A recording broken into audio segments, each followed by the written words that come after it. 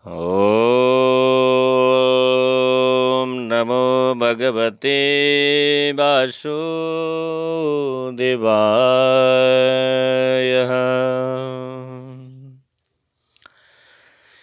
संस्कार Nepal TV YouTube च्यानललाई निहालेर बस्नुभएका सम्पूर्ण नवोदित तथा नियमित दर्शकवृन्द भक्त सज्जन महानुभावहरूमा हार्दिक ओमको नमन टक्र्याउँदछु, स्वीकारी बक्सिएला। यहाँहरू समक्ष चौमासामा श्रीमद् भागवत महापुराणको कथालाई र यसको सार रहस्यलाई लिएर उपस्थित हुँदै गर्ने क्रममा आज फेरि हामीहरू 26औं दिनमा यहाँहरू समक्ष उपस्थित भइसकेका छौँ। प्राविधिकमा हुनुहुन्छ मिलन पहाडी, त्यस्तै म पण्डित बन्धुराज खनाल। हामीहरूले 25औं दिनमा भगवानका चरित्र, भगवानका गुणको विषयमा हामीले श्रवण गरिराखेका थियौँ। भगवान हर जगतमा कण कणमा व्यापी, घट घट व्यापी, प्रत्येक प्राणीको हृदय कमलमा पाप र पुण्यको साक्षीको रूपमा भगवान हुनुहुन्छ। यो जगतमा राम्रो पनि भगवान, नराम्रो पनि भगवान। यो जगतमा हुने सम्पूर्ण जीव जीवाणुहरूमा भगवानको वास छ। हामी सबैलाई भगवानको दृष्टिबाट हेर्न सक्छौँ। हामीले देखेको यो सारा विश्व ब्रह्माण्ड जहाँ जहाँ जे देखिन्छ यो सबै भगवानकै लीला हो, भगवानकै रूप छ। यसरी बुझ्नु। राम्रो च्याट्ट परेकोमा पनि भगवान, नराम्रोमा पनि भगवान। गुणी व्यक्तिमा पनि भगवान, अगुणी व्यक्तिमा पनि भगवानको वासै छ, भगवानकै रूप हो। यस्तो प्रकारबाट देवर्षि नारदलाई ब्रह्माजीले सम्झाउनुभयो। त्यस्तै अहिले श्रीमद् भागवत महापुराणको 2य स्कन्धको 7औं अध्यायमा भगवानकै विषयमा ब्रह्माजीले लीला अवतारहरूको वर्णन गर्न लाग्नुभएको छ। आज हामीहरू 26औं दिनमा त्यही लीला अवतारका वर्णनहरूको विषयमा श्रवण गर्दछौँ। ब्रह्माजी भन्नुहुन्छ, अनन्त भगवानले प्रलय कालको जलमा डुबिराखेकी पृथ्वीको उद्धार गर्न समस्त यज्ञको आश्रय लिएर जुन यज्ञहरूको आश्रम वराह शरीर धारण गर्नुभएको थियो। यस बेला पृथ्वीलाई लिएर बाहिर निस्कन खोज्दा आदि दैत्य हिरण्याक्ष जलभित्र नै उहाँसित लड्नको निम्ति अगाडि पर्न आयो। जसरी इन्द्रले आफ्नो वज्रले पर्वतका पखेटा काटिदिनु भएको थियो, त्यसै गरी वराह भगवानले उनी पनि आफ्नो दाराले त्यसलाई टुक्रा टुक्रा पारिदिनुभयो। उही प्रभु रुचि नामक प्रजापतिकी पत्नी आकुतिको गर्भबाट सुयज्ञको रूपमा प्रकट हुनुभयो र दक्षिणा नामकी आफ्नी पत्नीबाट सुयम नाम गरेका देवताहरूलाई उत्पन्न गर्नुभयो। तिनै लोकको ठुलो ठुलो कष्ट हरेकाले स्वयंभव मुनिले जुन स्वयंभुव मनुले उहाँको नाम हरि राख्नुभयो। सबैको कष्ट हरण गर्न सक्नेवाला भगवानको नाम हरि। कर्दम प्रजापतिको घरमा देवहूतिको गर्भबाट 9 दिदी बहिनीको साथमा भगवान कपिलका रूपमा उत्पन्न हुनुभयो र आफ्नी आमालाई आत्मज्ञानको उपदेश दिनुभयो। जुन उपदेशले गर्दा यही जन्ममा आफ्नो हृदयको सम्पूर्ण मल, तिनै गुण, आसक्तिको सारा हिलो धोएर भगवानको वास्तविक रूप मोक्ष पदमा प्राप्त भइन्। एकचोटि अत्रि ऋषिले भगवानसित आफ्नो पुत्र भएर जन्म लिने प्रार्थना गरे। ऋषिको तपस्याले प्रसन्न हुनुभएका भगवानले एक दिन उनलाई मैले आफूलाई दिएँ भन्नुभयो। यसै कारण यो अवतार लिए पछाडि अत्रिको नाम दत्तात्रेय हुन गयो। राजा यदु र सहस्त्रबाहु अर्जुन आदिले उहाँकै चरणकमलको रजले आफ्नो शरीरलाई पवित्र गरेर भोग मोक्ष दुवै प्रकारका योग सिद्धि प्राप्त गरेका थिए। सृष्टिको प्रारम्भमा मैले नाना प्रकारका लोकको रचना गर्ने इच्छाले घोर तपस्या गरे। मेरो त्यो अखण्ड तपस्याले प्रसन्न भएर उहाँ तप अर्थ भएको सत नामले युक्त भई सनक, सनन्दन, सनातन, सनत कुमार यी 4 तपस्वीहरूको रूपमा प्रकट हुनुभयो। यस अवतारमा उहाँले प्रलयले गर्दा पूर्वकल्पको बिर्सिएको आत्मतत्त्वको ऋषिहरूलाई यस्तो राम्रोसँग उपदेश गर्नुभयो कि त्यस उपदेशले गर्दा उनीहरूले तत्कालै आफ्नो हृदयमा परमात्मा तत्त्वको साक्षात्कार प्राप्त गरे, जुन परम तत्त्वको साक्षात्कार गरेका थिए। यसपछि भगवान दक्ष प्रजापतिकी कन्या धर्मकी पत्नी मूर्तिको गर्भबाट नारायणको रूपमा प्रकट हुनुभयो। यस अवतारमा उहाँको तपस्याले जुन भगवान प्रभु परमात्माले यही अवतारमा चाहिँ विभिन्न खालका लीलाहरू गर्नुभएको थियो। त्यस्तै उहाँको तपस्याको प्रभाव असाधारण थियो, अर्थात् संसारमा त्यस्ता तपस्वीहरू अरू कोही पनि भएनन्। इन्द्रद्वारा पठाइएका कामदेवका सेनारूप अप्सराहरूले उहाँको अगाडि पर्दैखेरिमा आफ्नो स्वभावको लोप भएको देखे, अर्थात् आफूभन्दा धेरै राम्रा उर्वशी आदि गरिएका अप्सराहरूलाई उहाँको सेवामा नियुक्त भइराखेको देख्दा छक्क परेर आफ्नो हाउभाउ उहाँको तपस्यामा विघ्न पार्ने चेष्टा गर्न सकेनन्। शङ्कर आदि गरिएका महानुभावहरू आफ्नो कोप दृष्टिले कामदेवलाई त भस्म गर्न सक्दछन्, तर क्रोधलाई त डढाउन सक्दैनन्। बरु क्रोधैले असह्य भएर उनको हृदयलाई जलाउँछ। यही क्रोध भगवानको हृदयमा प्रवेश गर्न डरले थर्कायमान हुन्छ भने कामदेवले कसरी उहाँको जुन हृदयलाई आफ्नो अधिकार जमाउन सक्ला। आफ्ना पिता उत्तनापाद निर बसेका ध्रुव 5 वर्षका बालक थिए, तापनि सौतेनी आमाको वचन रूपी बाणले छेडिन गएकोले तपस्या गर्नको लागि वनतर्फ लागे। उनको प्रार्थनाले प्रसन्न भएर भगवानले उनलाई ध्रुवलोकमा स्थान दिनुभयो। अद्यावधि यस ध्रुवलोकमाथि भृगु आदि मुनिहरू तथा तल सप्तऋषिहरू उनको स्तुति गरिरहन्छन्।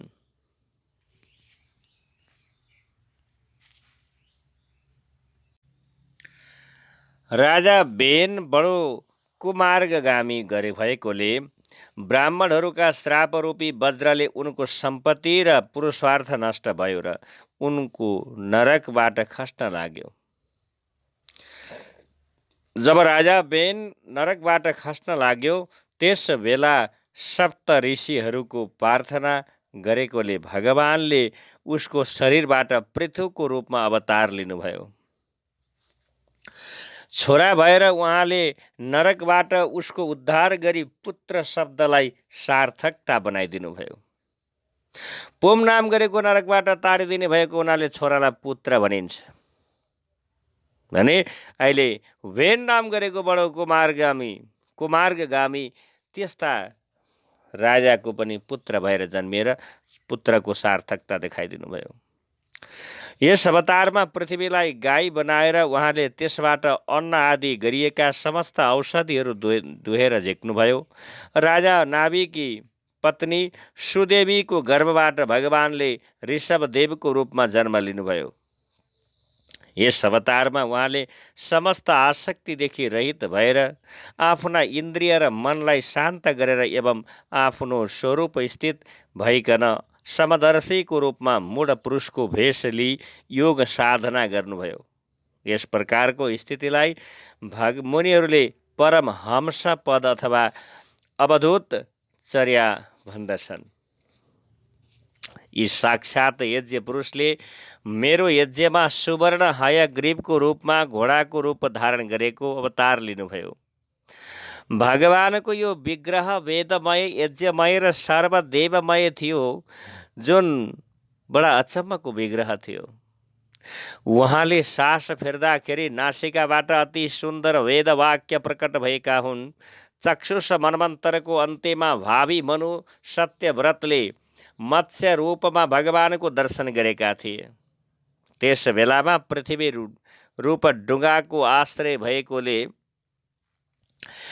उहाँले नै सम्पूर्ण जीवहरूको आश्रयमा बस्नुभयो, जुन बन्नुभएको थियो।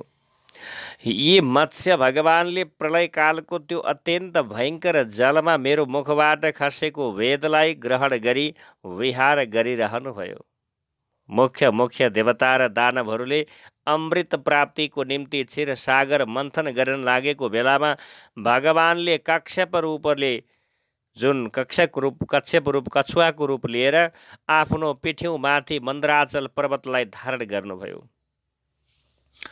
त्यस बेला पर्वतको घुमाइले गर्दा पिठ्यौँको चिलाइ अलि हराएकाले केही बेरसम्म सन्चो मानेर निन्द्रा सुखको अनुभव गर्न लाग्नुभयो।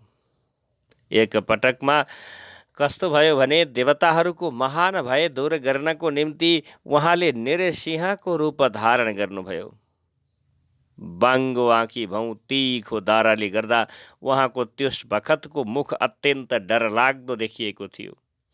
उहाँलाई देख्न साथ हिरण्यकश्यपु हातमा गदा लिएर झम्टन पुग्यो, तर नृसिंह भगवानले तुरुन्तै त्यसलाई वध गर्नको लागि अगाडि बढ्नुभयो र त्यस बखतमा जुन भगवानको लीला थियो त्यो अचम्मको लीला थियो। जब नृसिंह भगवानले त्यो हिरण्यकश्यपुलाई नजिक आई नपुग्दै समातेर आफ्नो तिघ्रामाथि राखी छटपटाउन लागेको भए तापनि नङ्ग्राले उसको छाती चिरिदिनुभयो। सरोवरभित्र महाबलियो ग्रहले युथपति ग्रह गजराजको खुट्टा समात्दाखेरिमा आफूलाई ग्रहबाट छुटाउन नसक्दा हड बढाएर त्यसले सोडमा कमलको फूल लिएर यसरी पुकारा गर्यो, हे आदिपुरुष, हे समस्त लोकका स्वामी, हे पवित्र कृति, हजुरको नाम कानमा पर्ना साथ सुन्ने मानिसको कल्याण गर्ने हे प्रभु। उसको पुकारा सुन्न साथ हातमा चक्र लिनुभएको अतुल बलशाली भगवान गरुडमाथि सवार भई त्यस ठाउँमा आउनुभयो र आफ्नो चक्रले ग्रहको मुख चिरिदिनुभयो। यस प्रकारसँग भगवानले कृपा गरी आफ्नो शरण पर्न आएका गजेन्द्रको सुँड समातेर उसलाई जल बाहिर झिक्नुभयो। वामन अवतारमा यज्ञ पुरुष भगवान आदि अदितिका छोराहरूमध्ये सबैभन्दा कान्छो हुनुहुन्थ्यो तापनि गुणको दृष्टिले सबैभन्दा जेठो ठहरिनु भएको थियो, किनकि यस अवतारमा आफ्ना 3 पाइलाले उहाँले छल गरेर 3 लोकलाई नाप्नु भएको थियो। यस प्रकारसँग सन्मार्गमा हिँड्ने मानिसलाई याचना सिवाय अरू कुनै उपायले आफू समर्थ भए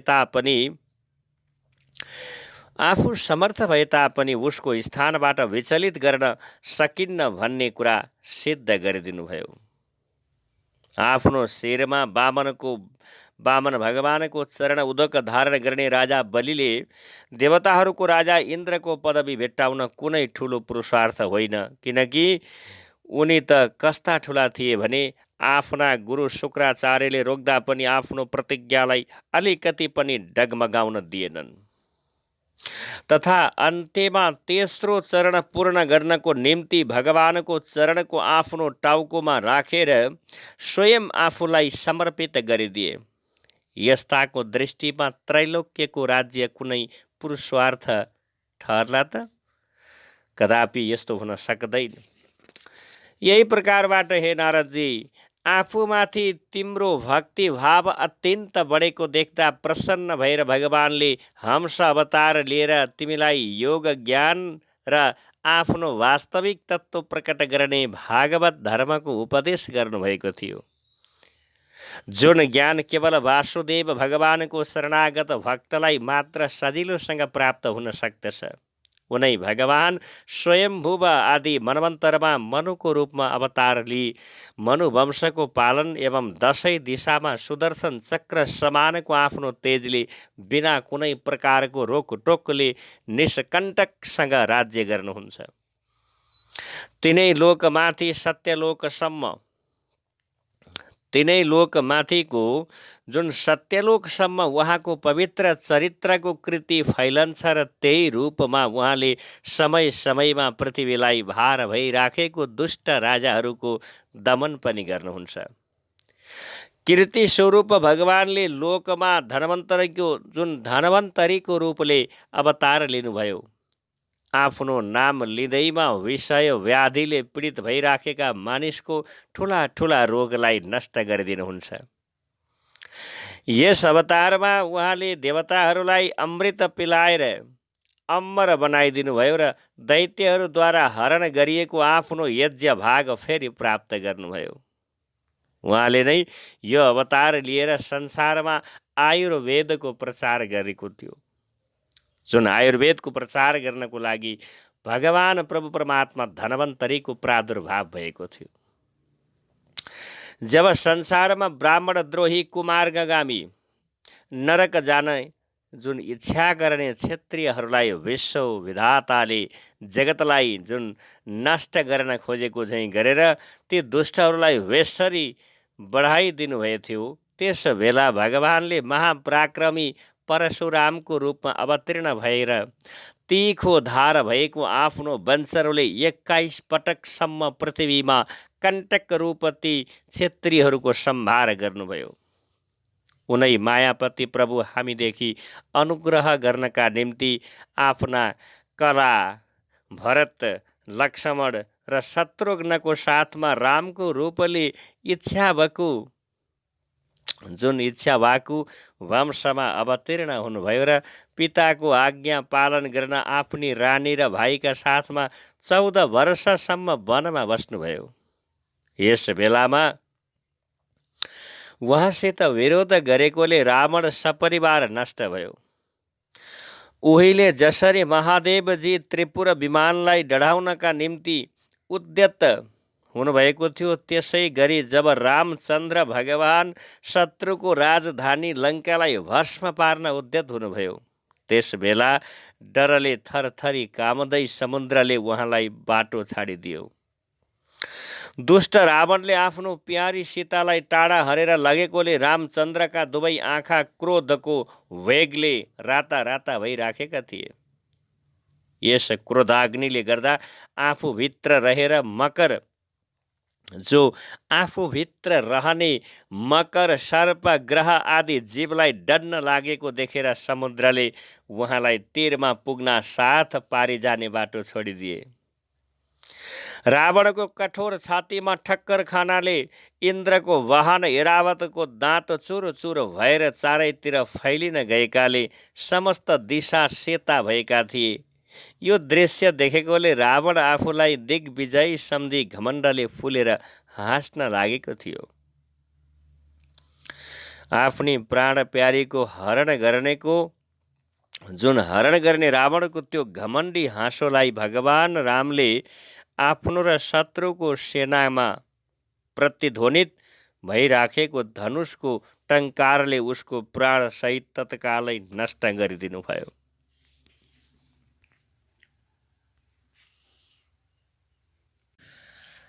बथानका बथान दैत्यहरूद्वारा जब पृथ्वी पीडित हुने छिन्, त्यस बेला उसको क्लेश हरण गर्नका निम्ति भगवान आफ्नो सेतो र कालो केशले बलराम र कृष्णको रूपमा अवतार ग्रहण गरी आफ्नो महिमा प्रकट गर्न यस्ता अद्भुत चरित्र गर्नुहुनेछ कि संसारका मानिसले उहाँका ती लीलाहरूको रहस्य बिल्कुलै बुझ्न सक्ने छैनन्।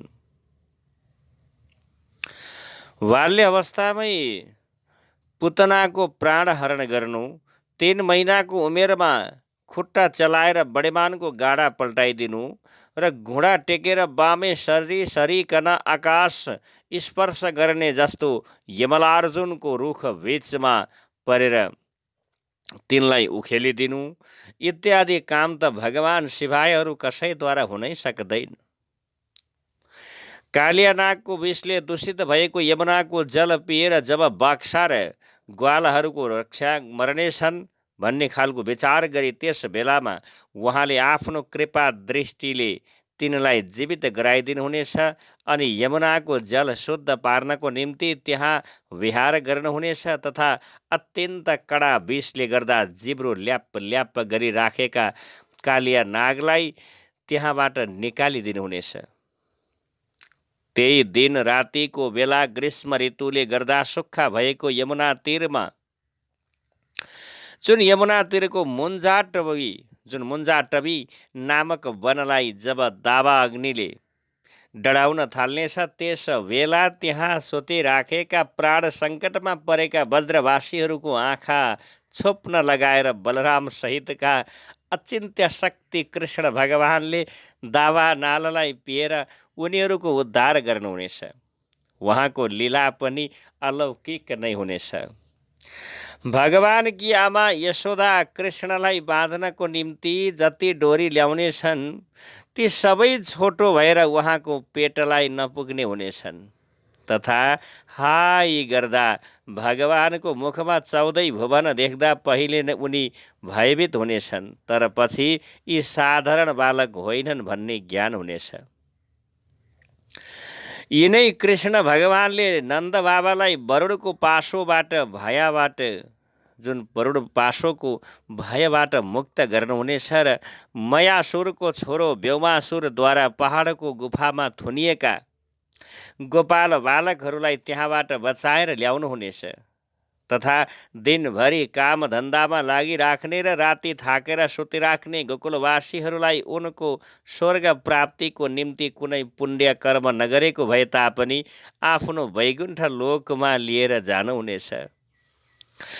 गोपहरूले आफ्नो पूजा बन्द गरेर अनि गोवर्धनको पूजा गर्न लागेको देख्दा जब इन्द्र ब्रजभूमिलाई नाश गर्नको निम्ति मुसलधारे वर्षा गर्न लाग्नेछन्, त्यस बेलामा भगवानको 7 वर्षको अवस्था भए पनि उहाँले दया गरी उनीहरूको तथा पशुहरूको रक्षा गर्न 7 दिनसम्म कहिल्यै पनि नथाक्ने एउटै हातले त्यस महान पर्वतलाई छत्रक पुष्पलाई च्याउको फूल झैँ खेल गरे जस्तो गरेर धारण गर्नुहुनेछ। रास गर्ने इच्छाले चन्द्रमाको उज्जवल कान्ति चारैतिर फैलिएको वृन्दावनमा विहार गर्न लाग्नुभएको भगवानले जब बाँसुरी बजाएर मधुरो तान फुकिदिनुहुनेछ, जब मधुरो तान झिक्नुहुनेछ, त्यस बेला कामोद्दीपन जुन भएकोले मनमा काबुमा नभएर त्यहाँ गोपिनीहरूको हरण गर्ने कुबेरको सेवक शङ्खचूडको टाउको उडाइदिनुहुनेछ। त्यस्तै प्रलम्बासुर, धेनुकासुर, बकासुर, केशी, अरिष्टासुर, चाँडुर आदि पहलवान कुबल या पीड, हात्ती, कंस, कालयवन, नरकासुर, पौण्ड्रुक, साल्व, द्विविध वानर, बलबल, दन्तवक्त्र राजा, नग्नजित, 7वटा वैल, सम्बरासुर, विदुरथ, रुक्मी आदि गरिएका अरू पनि एवं काम्बोज, मत्स्य, कुरु, सुरिञ्ज, कैकेय आदि देशका राजाहरू तथा धनुष धारण गरी युद्धमा जो आउनेछन् ती सबैलाई उहाँले बलराम र भीमसेन र अर्जुन आदि नामको वाहनाले मारेर वैकुण्ठ पठाइदिनुहुनेछ। युग युगमा समयको फेरले मानिसको बुद्धि घट्न लागेको तथा आयु आदि क्षीण हुँदै गएकोले उनीहरूलाई आफ्नो वेद वाणी बुझ्न गाह्रो परेको देख्दा भगवान सत्यवतीको गर्भबाट व्यासको रूपमा जब मत उत्पन्न भएर वेदरूपी वृक्षलाई भिन्न भिन्न शाखामा विभक्त गर्नुहुनेछ। देवताहरूसँग शत्रुता राख्ने दानवहरू समेत जब वेदमार्गको सहारा लिएर मय दानवले बनाएको अदृश्य वेग भएको नगरमा बसिकन दुनियाँलाई सत्यनाश पार्न उद्यत हुनेछन्, त्यस बेला भगवान ती दानवहरूको बुद्धि मोहित गर्न तथा अत्यन्त लोभ उत्पन्न गर्नका निम्ति बुद्ध अवतार लिएर पाखण्ड वेशमा उनीहरूलाई थरीथरीका उपधर्म पाखण्ड धर्मको उपदेश गर्नुहुनेछ। कलियुगको अन्त्यमा जब साधु सज्जनको घरमा समेत भगवानको कथा बन्द हुनेछ, ब्राह्मण, क्षत्रिय, वैश्य पाखण्डी भएर निस्कनेछन्, शूद्रहरूले राज्य गर्न लाग्नेछन् तथा पृथ्वीमा कतै पनि स्वाहा स्वधा र वसटकारको ध्वनि सुनिने छैन। त्यस बेलामा कलियुगको शासन गर्नको निम्ति भगवानले कल्की अवतार ग्रहण गर्नुहुनेछ। संसारको रचनाको समयमा मैले गरेको तपस्या र स्वयं म र महर्षि मरीचि आदि 9 जना प्रजापति सृष्टिको रक्षाको समयमा धर्म यज्ञ विष्णु मनु देवता र राजाहरू तथा सृष्टिको प्रलयको समयमा अधर्म, रुद्र र क्रोधको अधीनमा रहेको दैत्य आदिहरू सर्वशक्तिमान भगवानकै मायामय विभूति हुन्। आफ्नो प्रतिभाको शक्तिले पृथ्वीको धुलोको एक एक कण गन्न सक्ने महामनस्वीले समेत विष्णु भगवानका पराक्रमको गणना गर्न सक्दैन। उहाँले त्रिविक्रम अवतार लिएर जब तिनै लोक नाप्न लाग्नुभएको थियो, त्यस बेला उहाँको चरणको अदम्य वेगले पातालदेखि लिएर सत्यलोकसम्म काम्न लागेको थियो। त्यस बेला उहाँले आफ्नै शक्तिले ती लोकको रक्षा गर्नुभएको थियो। अरू कसको तागत थियो र? यी महापराक्रमी पुराण पुरुषको मायाको प्रभावको अन्त्य थाहा पाउन मैले तथा तिम्रा दाजु सनक आदिहरूले समेत सकेका छैनौ भने अरूले थाहा पाउलान् भन्ने त कुरै भएन। आदिदेव भगवान शेषले आफ्ना हजारौँ मुखले नित्यप्रति उहाँको गुण कीर्तन गर्दा गर्दा आजसम्म पनि अन्त्य पाउन सक्नुभएको छैन। जो सज्जन निष्कपट भावसँग एकाग्र मनले आफ्नो सर्वस्व तथा आफूलाई समेत उहाँको चरणमा समर्पित गर्दछ, त्यसमाथि स्वयं भगवानले दया गर्नुहुन्छ। उहाँको दया पात्रले मात्र उहाँको दुस्तर माया बुझेर त्यसलाई पार पाउन सक्दछन्। यस्ता मानिसमा त्यस योग मायाको प्रभावलाई मैले बुझेको छु तथा तिमीहरूले भगवान शङ्कर, दैत्य श्रेष्ठ प्रह्लाद, मनुपत्नी शतरूपा, स्वयम्भुवा मनु, प्रियव्रता आदि गरिएका मनुका छोरा प्राचीन बरी, रिभु र ध्रुवले पनि बुझेका छन्।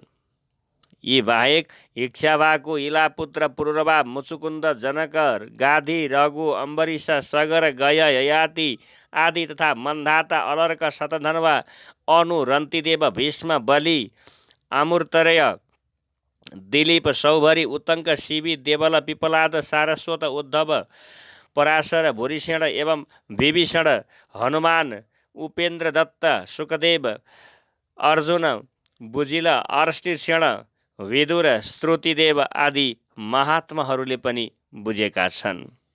भगवानमा तन्मय भएका प्रेमी भक्तहरूको जस्तो स्वभाव तुल्याउने शिक्षा ग्रहण गर्नेहरू स्त्री, शूद्र, भील र पापले गर्दा पशु पक्षीको नीच योनिमा रहे तापनि भगवानको मायाको रहस्य बुझ्न सक्दछन् र यस संसारबाट सदाका लागि पार हुन्छन् भने भले वैदिकको सदाचारको पालन गर्ने महात्माहरूको सम्बन्धमा त भन्नुपर्ने कुरै केही भएन।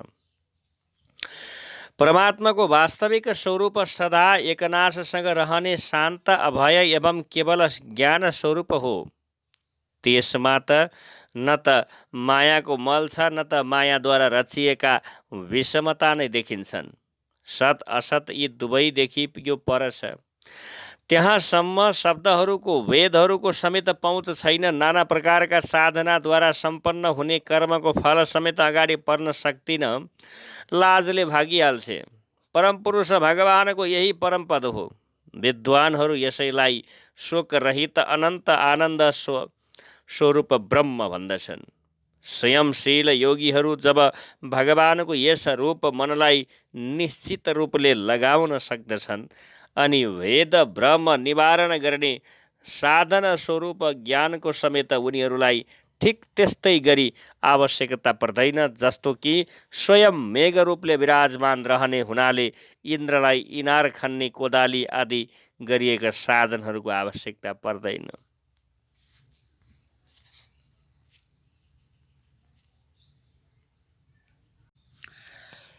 सम्पूर्ण कर्मको फल पनि भगवानले नै दिनुहुन्छ, किनकि मानिसहरूद्वारा आफ्नो स्वभाव अनुसार गरिने जति शुभ अशुभ कर्म छन् ती सबै उहाँकै प्रेरणाले हुने हुन्। यस शरीरमा रहने पञ्चभूत छुट्टिनाले स्थूल शरीर नष्ट हुँदा पनि यसमा रहने आत्मरूप अजन्मा पुरुष आकाश झैँ नष्ट हुँदैनन्। ए बाबु नारद, मैले तिमीलाई आफ्नो सङ्कल्प मात्रले विश्वको रचना गर्ने षडैश्चर्य सम्पन्न भगवानको स्वरूप संक्षेपमा वर्णन गरेर सुनाइदिएँ। कार्य कारण रूप समस्त वस्तु उहाँदेखि भिन्न छैन, तापनि उहाँ यी सबैदेखि फरक हुनुहुन्छ। भगवानले मलाई उपदेश गर्नुभएको यही भागवत हो। समस्त जुन तरिकाबाट यस भगवानको विभूतिहरूको संक्षेपमा वर्णन गरिएको छ, विस्तार रूपले तिमी यसको वर्णन गर। कसरी सबैका आश्रय र सर्वस्वरूप भगवान हरिमा मानिसको भक्ति होला भन्ने विचार मनमा लिएर यसको वर्णन गर। जसले भगवानको अचिन्त्य शक्ति मायाको वर्णन गर्दछन् अथवा अरूले वर्णन गरेको अनुमोदन गर्दछन् वा सुन्दछन् भने त्यसको चित्त मायाले मोहित कहिल्यै पनि हुन सक्दैन। यही प्रकारबाट मैले यस्तो प्रकारले भनेको छु भन्दै भगवान प्रभु परमात्माको महिमा र गुणानुवादको विषयमा प्रकाश पार्दै देवर्षि नारदलाई ब्रह्माले प्रजापतिका मालिक सृष्टिकर्ता भगवान ब्रह्माजीले यसको बारेमा प्रकाश पार्नुभएको थियो भन्दै अहिलेको लागि भने हामीहरू यहाँहरू माझबाट विदा हुँदैछौँ। हामी फेरि 27औं अध्यायमा यहाँहरू समक्ष उपस्थित हुनेछौँ भन्दै अहिलेको लागि यहाँहरू माझबाट विदा हुने आज्ञा माग्दछौँ। आज्ञा दिनुहोस्। ओम पूर्णमदः पूर्णमिदं पूर्णात् पूर्णमुदच्यते पूर्णस्य पूर्णमादाय पूर्णमेवावशिष्यते। ओम शांति शांति शांति।